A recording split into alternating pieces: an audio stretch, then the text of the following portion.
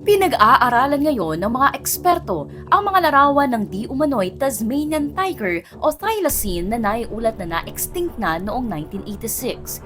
Ang huling thylacine ay namatay 88 taon na ang nakalilipas.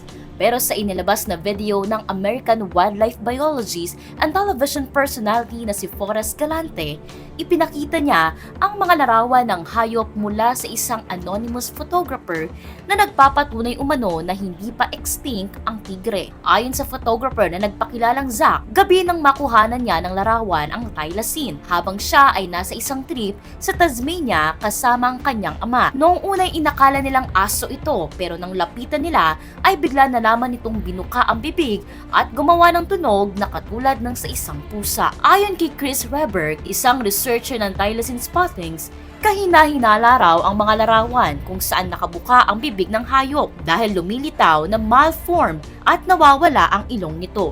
Sa panayam naman kay Dr. Axel Newton, na bahagi ng Thylacine Integrated Genetic Restoration Research Lab sa University of Melbourne, naging mahirap tukuyin kung totoo ang mga larawan, lalo na't nauuso ngayon ang AI imagery.